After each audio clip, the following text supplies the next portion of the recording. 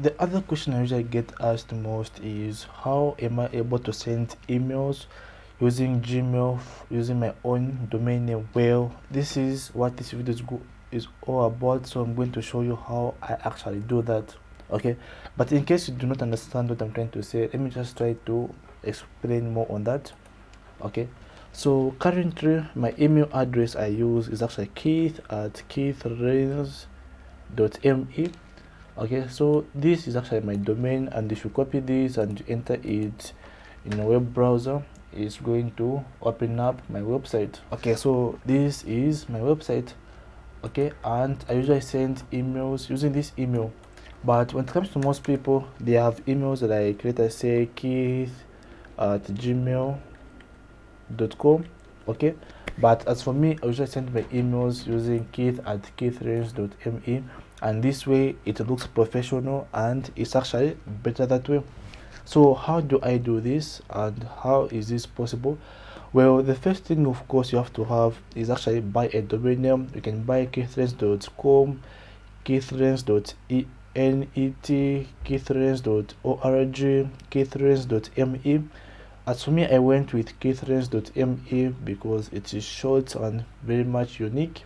Okay, so we can buy a domain name from anywhere else. Then now the part where it comes to sending emails, so to better explain that, let me try to send the email from my custom email to my Gmail. So what I'm going to do now is going to send an email to my Gmail email address, and I'm going to write it as testing email.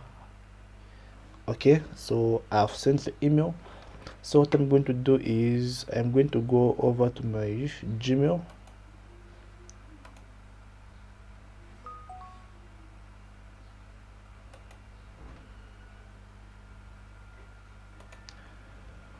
Okay, so here is the email. So as you can see, the email current has got my profile picture, and when I hover over it, you're going to see that the email was actually sent from my personal custom domain using Gmail. So how is this possible? Well, all this is possible by making use of Google Workspace. So simply go on Google and search for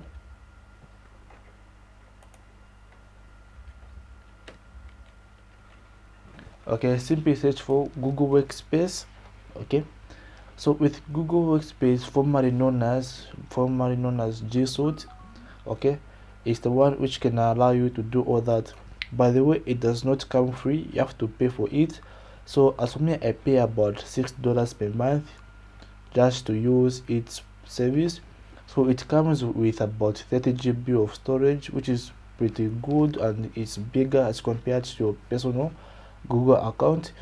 Okay, so it's actually better. So this is it about this video, is about how I actually do it. So the procedure is it's not really that straightforward. There's a lot needed to do that. First of all, you need to change your domain records, add Google Gmail records, and so on. So if you're interested in that, that is something I would definitely help you out.